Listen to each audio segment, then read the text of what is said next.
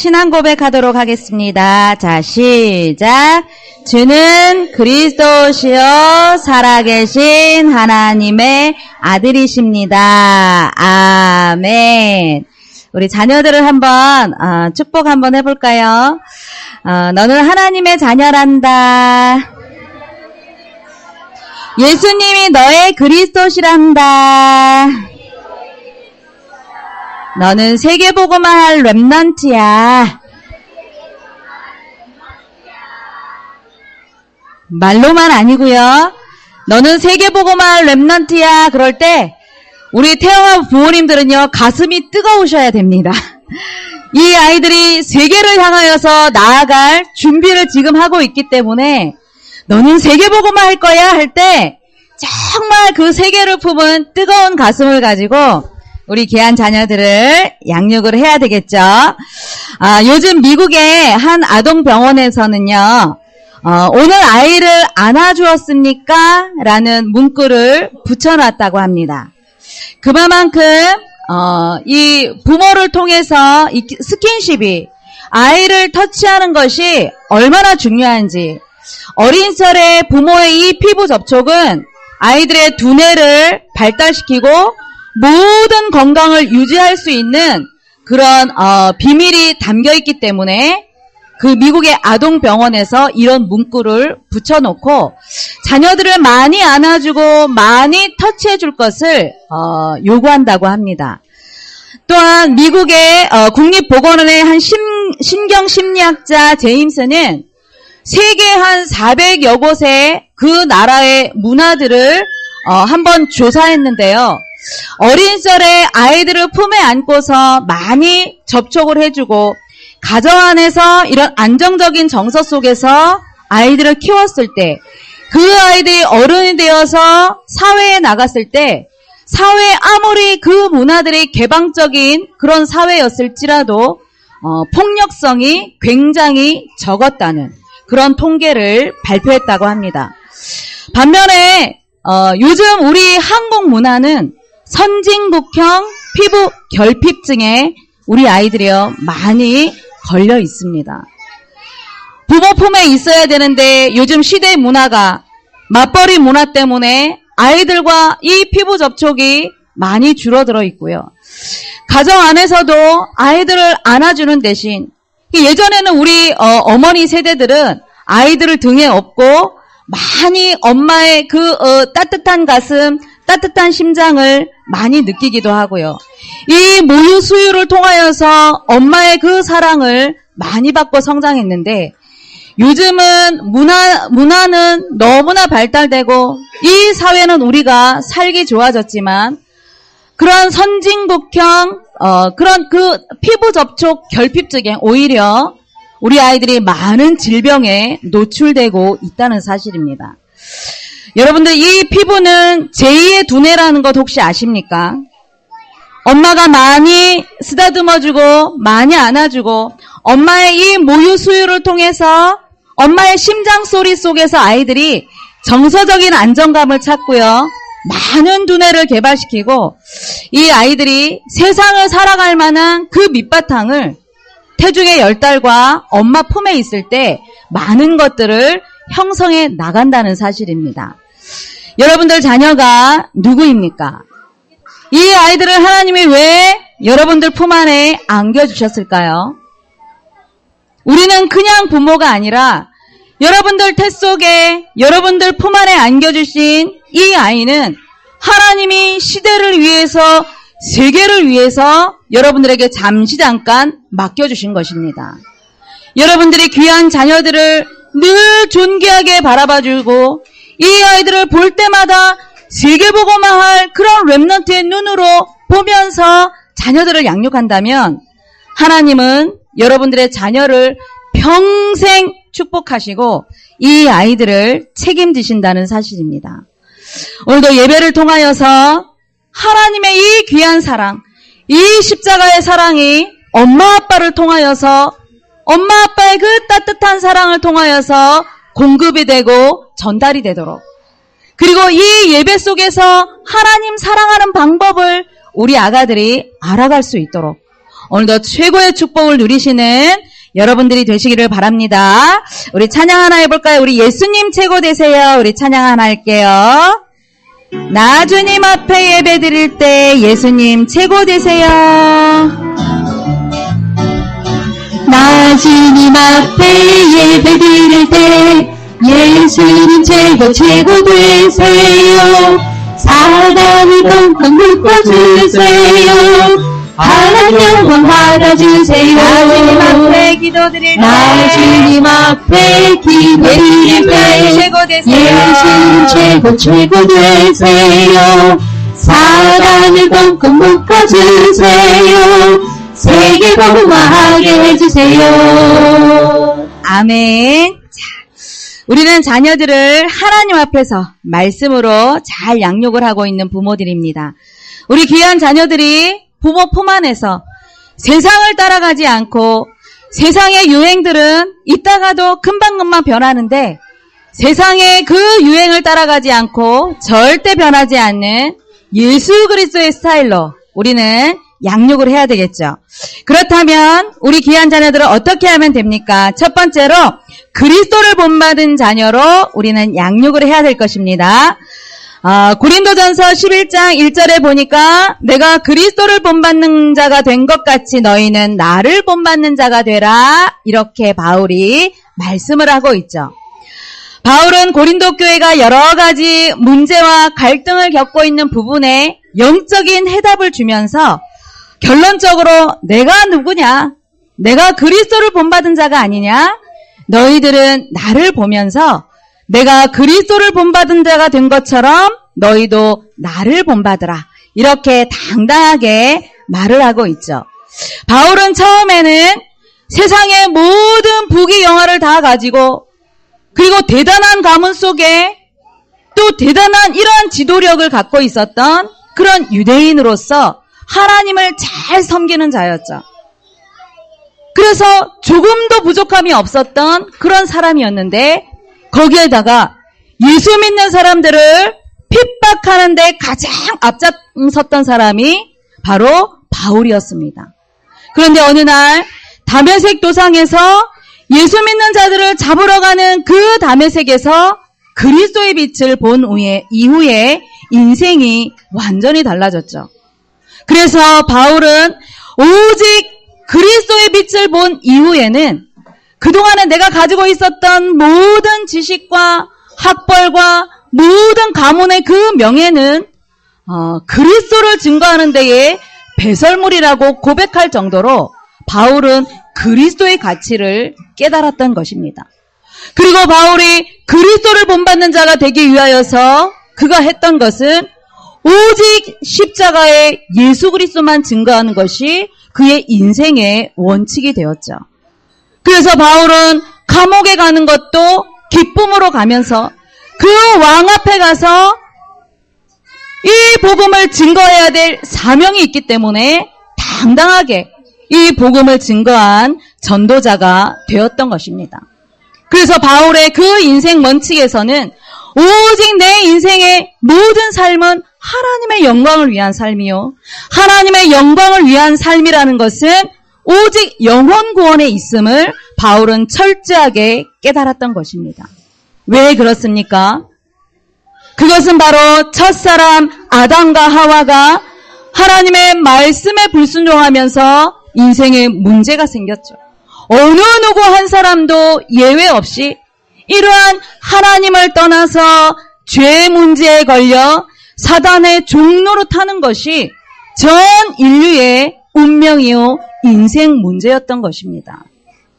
그래서 이 문제를 스스로 해결할 수 없기 때문에 예수님이 십자가를 지셔서 우리 인생의 모든 문제를 해결해 주셨죠.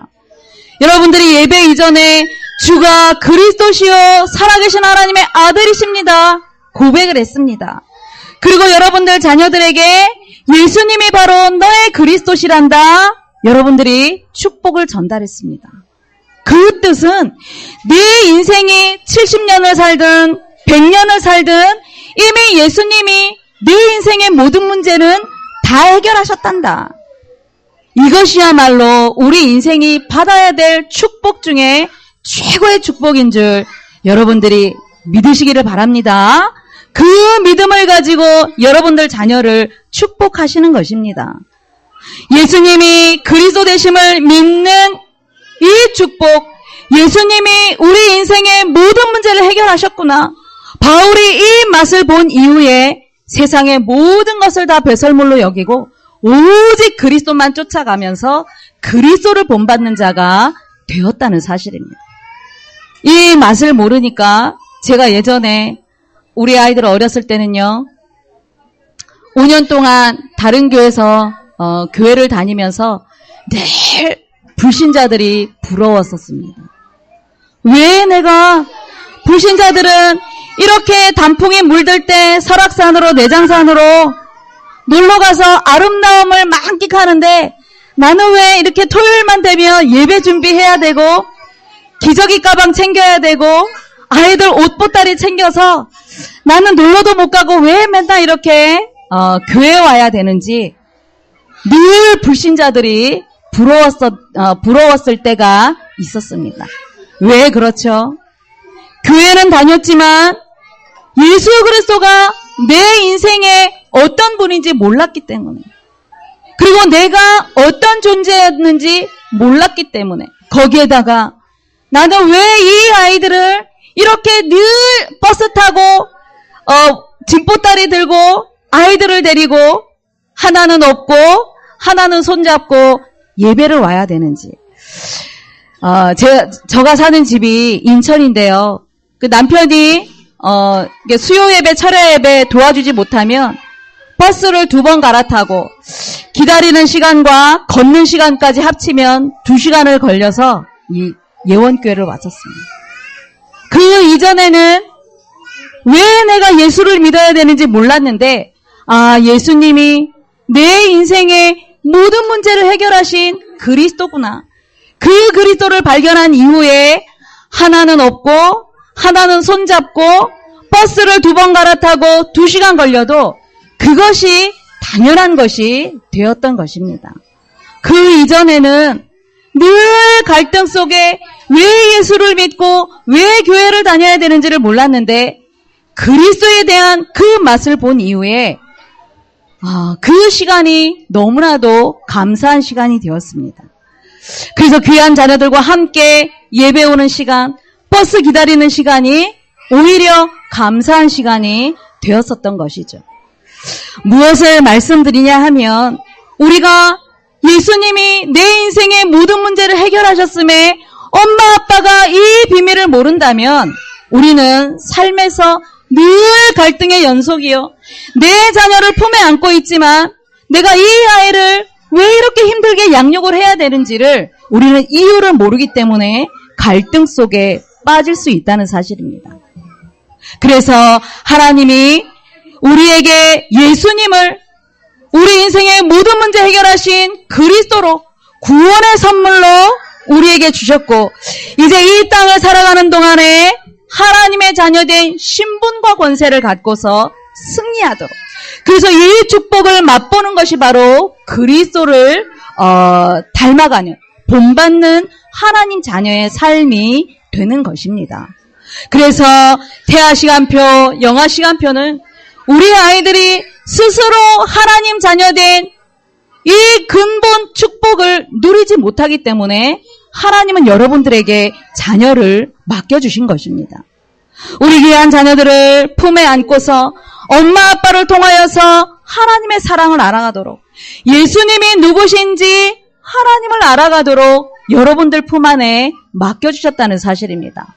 그래서 그리스도를 본받는 자녀가 되기 위하여서는 우리의 자녀들에게 품에 안고 있을 때, 태중에 있을 때부터 예배를 통하여서 하나님의 말씀을 전달하고 엄마의 그 쉬지 않는 기도 소리를 들려주고 가정에서 끊임없이 하나님을 찬양하는 그 찬양 소리를 들려줄 때에 우리의 자녀들은 삶을 통하여서 하나님을 알아가고 이 아이들은 그리스도를 본받는 그런 렘넌트로 성장할 수 있다는 사실입니다. 그래서 여러분들 품 안에 있을 때 기회로 삼고 이미 이 아이들이 부모 품을 떠나면 세상을 알아가기 시작하는 것입니다. 세상이 얼마나 화려합니까? 우리 부모님들, 우리 아들이 어제 교회에서 찬양 연습 마치고 거의 11시가 다 돼서 집에 돌아오는데, 엄마, 버스 안에서 어떤 나이 드신 아저씨 두 분이 술이 취했나 봐. 근데 그 아저씨들이 게임을 하는데, 요즘 유행하는 애니팡 게임을 하고 있는데, 너무 그 음악 소리가 시끄러워서 운전하시는 아저씨가 신경질을 내서 소리 좀 줄이라고. 세상에 여러분들 얼마나 즐거움이 많습니까? 예배 오지 않아도 우리는 바깥에 나가면 말씀 듣는 것보다 즐거움이 더 많고 행복을 찾을 수 있는 것이 더 많은데, 절대 세상을 한번 맛보면 예배보다 세상이 더 좋아 보이고 사랑스러워 보이는 것입니다. 그래서 내 자녀가 부모 품에 있는 동안에 세상을 알기 이전에 하나님의 말씀 속에서 부모의 그 삶을 통한 기도 속에서 그리스도를 본받을 수 있도록 우리는 양육을 해야 되는 것입니다. 그렇다면 이 아이는 엄마의 그 찬양 소리, 기도 소리, 말씀 소리를 들을 때에 우리 아이들의 그 내면은 영적으로 건강한 아이요, 정신적으로도 건강한 아이가 되는 것입니다. 우리 아이들이, 청소년들이 세상에서 가장 무섭다고 하는 것, 이 아이들이 세상에서 가장 무섭다고 하는 것, 그것이 무엇인지 혹시 여러분들 아십니까? 그것은 바로 부모들의 부정적인 말이라고 합니다. 그 부정적인 말들은 자녀 마음속 깊이 어린 시절에 들으면 들을수록, 반복해서 들으면 들을수록 그것은 내면 화 만들어서 그 메시지대로, 그래서 과거에 60년대, 70년대 우리 부모님들은 늘상 가정 안에서 쏟아내놓는 말이 이 망할 놈아, 너는 이것도 못하냐? 쟤는 잘하는데 너는 왜 못하냐? 우리 부모님들에게 들었던 그 부정적인 말들이 우리 가슴 속에 깊이 내면화되면 그것이 우리 자신들의 메시지로 만든다고 합니다. 그러면 그 내면 속에 있던 것들이 한 인생을 행동하게 만들어버리죠. 습관을 만들어버리죠. 운명을 좌우할 만큼 우리 부모님들의 말 한마디 한마디는 너무나도 중요한 영향력을 우리 자녀들에게 준다는 사실입니다. 그래서 우리 부모님들은 그 말 한마디가 너무나도 중요하고, 특별히 내 자녀를 태중에 있을 때 10달과 아무것도 할 수 없을 저 시절의 영아 시간표에 끊임없이 하나님이 함께한다는 사실을 가르쳐줘야 된다는 사실입니다. 그리고 더 무서운 것은 바로 하나님의 분명히 이 아이를 사랑받을 만한 존재요, 존귀한 자로 불러주셨는데 부모의 체질 때문에 이 아이에게 그러한 영적인 영향력을 주지 않는다는 사실입니다. 이 아이들이 이제 청소년기를 걸어가면요, 엄마들이 이제 어떻게 하느냐? 너는 랩런트인데 왜 이것도 못해? 너는 랩런트인데 왜 불신자보다도 더 못하냐고 아이들을 책망합니다. 엄마의 그 가슴은 입은 복음인데 그 가슴은 너무나도 율법이 강해서 이제 우리 아이들 청소년기에 감수성이 예민한 그 사춘기 시기가 되면 아이들은 교회가 싫고 랩런트가 싫어지기 시작하는 것입니다. 그래서 부모의 역할은 너무나도 중요합니다. 태중에 있을 때 무엇을 들려줬는지, 품 안에 안고서 내가 어떤 소리를 전달했는지는 이 아이들 인생의 전체를 두고 너무나도 중요합니다. 그래서 귀한 자녀들 하나님이 여러분들 품 안에 안겨주셨습니다. 이 아이들을 볼 때마다 그리스도를 닮아가도록 하나님의 말씀 속에, 기도 속에, 찬양 속에 성장하도록, 그래서 끊임없이 이 아이들이 하나님을 닮아가는 그리스도의 이 비밀을 쫓아가는 그러한 자녀로 양육하시는 여러분들이 되시기를 바랍니다. 우리 찬양하겠습니다. 우리 복의 근원, 너는 복의 근원, 우리 찬양합시다. 우리 귀한 자녀들을 축복하면서 우리 같이 찬양하도록 하겠습니다.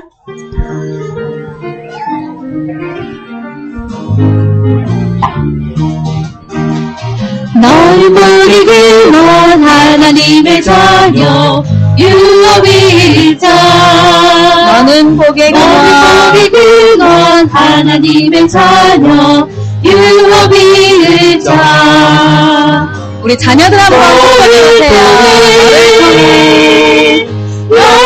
열방들이 복을 받게 되리 너는 복의 근원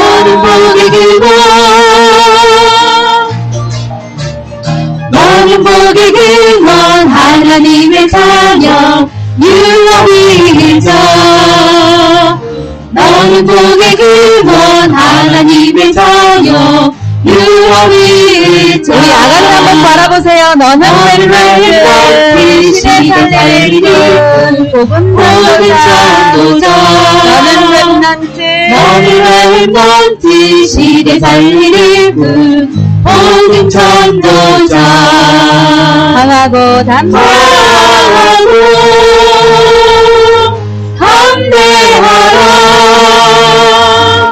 어디를 가든지 주 함께하리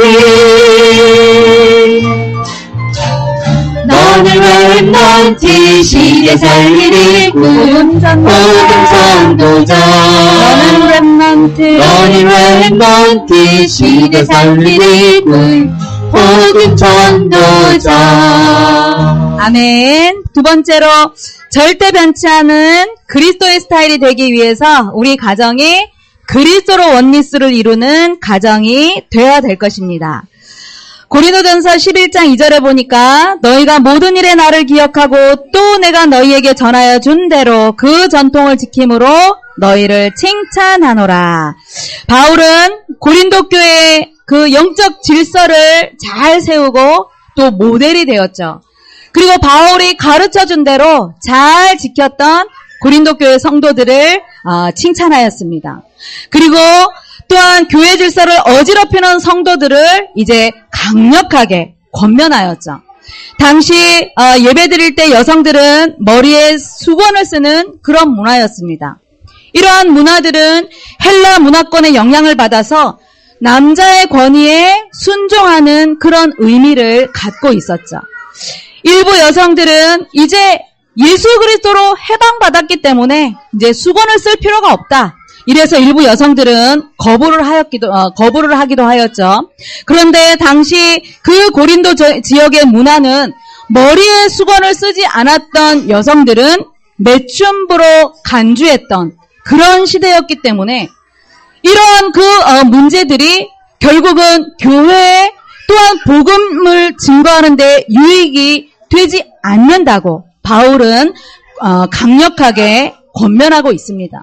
그래서 머리에 수건을 쓰는 것은 남자의 권위에 무조건 순종하는 것이 아니라 그 권위에 순종하는 것은 이미 하나님의 창조의 질서대로 하나님이 남자를 먼저 만드시고 여자를 창조하시면서 권위에 순종하라고 하셨지만 이제 그러한 그 권위를 떠나서 이제는 서로 간에 복음으로 원리스를 이루고 그리스도 안에서 하나 되어서 서로 사랑하는 관계가 되라고 권면을 하고 있는 것입니다. 하나님께서 행하신 창조 질서도 보면 하나님이 세상을 먼저 아름답게 만드시고 흙으로 사람을 만드셨죠. 그리고 그 코에 생기를 불어 넣어주시면서 생명이 된지라 하며 남자를 먼저 창조하셨습니다. 그리고 그 남자에게 먼저 선악을 알게 하는 열매를 먹지 말라고 언약을 먼저 주셨던 것입니다. 그리고 그 남자의 뼈를 하나 취해서 여자를 만드셨죠. 여자는 왜 만드셨느냐? 혼자 있는 것이 좋지 못해서 서로 도와주라고. 그래서 연약한 부분들을 서로 도와주라고 하나님이 가정을 만드신 것입니다. 그렇기 때문에 아빠의 역할은 너무 중요합니다. 그래서 우리 태영아부는 특별히 엄마들이 많이 와야 되지만 아빠들이 먼저 오셔야 되는 것입니다. 왜냐? 가정의 머리로 세우시고 그 머리는 그리스도요. 아빠의 역할은 하나님의 아빠들에게 먼저 언약을 주셨기 때문에 언약을 전달하라고, 아내에게 언약을 전달하고 자녀에게 언약을 전달하라고 아빠에게 권위를 주신 것입니다. 그냥 나는 남자니까 무조건적인 그 권위가 아니라 아빠에게 언약을 주셨기 때문에 언약을 전달하라고, 그 말씀에 순종하라고 하나님은 권위를 주신 것입니다. 그래서 우리의 가정은 아빠가 언약을 전달하는 사람이요, 그리고 자녀에게, 아내에게 언약을 전달하면서 엄마는 이 언약이 자녀들에게 잘 전달이 되도록 가정을 도우라고 하나님은 가정을 이루신 것입니다. 그래서 우리의 가정이 하나님이 주인 되심을 고백하고 우리의 가정이 언약이 있음을 늘 붙잡고서 자녀들을 양육하는 것이 그리스도의 스타일로 걸어가는 가정이 되는 것입니다. 그래서 우리의 가정은 너무나도 중요하죠. 엄마 아빠가 하나 될 수 있는 이 비밀은 언약으로 하나 되는 것이, 그리스도로 하나 되는 것입니다. 그래서 우리 귀한 자녀들이 엄마 아빠가 오직 복음 안에서 하나 되어질 때 그 영적인 영향력을 우리 아이들이 받아서 누리는 것입니다. 그래서 엄마 아빠의 역할은 너무나도 중요하죠. 명지대 한 교수님이 행복한 가정생활을 이루기 위해서 그 가정생활을 여는 7가지 열쇠를 말씀하셨습니다. 그래서 그 강의안을 제가 조금 발췌를 해왔습니다. 행복한 가정생활을 이루기 위한 열쇠가 7가지가 있는데 그 7가지 중에 첫 번째 열쇠가 바로 성숙입니다. 우리가 육체는 성숙했지만 영적으로나 인격적으로나 성숙하지 못한 가운데 가정을 이루면 그 가정은 깨어지기 쉽습니다. 하나님이 아담과 하와를 창조하셨을 때에 언약을 주셨죠. 그런데 아담과 하와가 그 언약을 저버리고 범죄했을 때에 어떻게 했습니까? 아담은 하와에게 그 죄를 책임 전가했고 하와는 그 죄를 뱀에게 책임 전가했던 것이다. 결국은 하나님 앞에 그 원망과 책임을 전가했다는 사실입니다. 우리의 가정이 이렇게 하나님을 만나지 못한 그런 미성숙한 인격체를 가질 때에 우리는 끊임없이 서로에게 원망의 화살, 불평의 화살, 불신앙의 화살을 쏟아내는 것입니다. 그것이 바로 미성숙한 부모가 되는 것이죠. 그래서 행복한 가정이 되기 위하여서는 아담이 처음에 고백한 것처럼 이는 내 뼈 중에 뼈요 살 중에 살이라. 그래서 서로 그리스도 안에서 연합이 되는 것이 성숙된 부부가 되는 것이죠. 그리고 두 번째로는 복종이라는 단어입니다. 복종은 무조건 남편에게 명령에 복종하라, 그 복종이 아니라 하나님의 권위 앞에, 하나님의 말씀 앞에 순종하듯이 남편에게 순종하라는 것이죠. 그리고 세 번째로는 사랑이라는 열쇠입니다. 이 사랑은 하나님께서 남성의 갈빗대로 여성을 창조했기 때문에 남편의 의무인 것이죠. 그래서 하나님을 사랑하는 그 가슴을 갖고 연약하기 때문에 더 사랑하는 마음을 베드로전서 3장 7절에 보면 왜 사랑을 해야 되느냐? 기도의 줄이 막히지 않도록 도우라고 사랑이라는 열쇠가 필요하다고 했습니다. 그리고 네 번째로는 대화라는 열쇠입니다.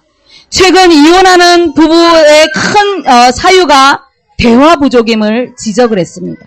대화는 바로 혈액순환이 막힌 것과 같다. 대화가 부족한 부부는 우리 인체가 혈액순환이 장애를 일으키면 모든 육체의 질병이 오듯이 대화는 혈액순환과 같다. 그래서 대화는 바로 서로를 인정해주고 서로의 인격을 인정하고 축복해주는 그런 통로가 바로 대화인데 바로 천국 방언, 이 네 가지의 대화가 가장 필요하다고 말씀을 하고 있습니다. 우리 다 같이 한번 천국 방언 4가지 한번 읽어볼까요? 자, 시작.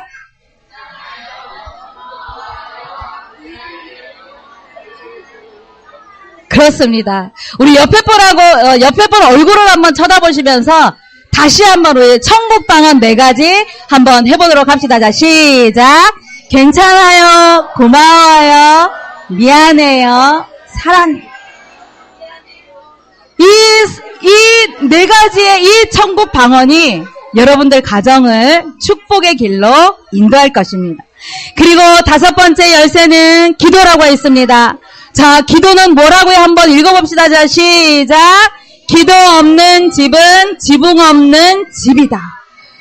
기도가 없는 집은 지금 바깥에 비바람이 몰아치는데 지붕이 없는 집은 그 비바람에 가정은 무너질 수밖에 없는 것입니다. 여러분들이 항상 하나님 앞에 기도하고 연약한 부분들을 도와주기 위해서 서로의 연약한 부분들을 기도 제목으로 삼는다면 여러분들은 아름다운 가정 생활을 이끌 수 있을 것입니다.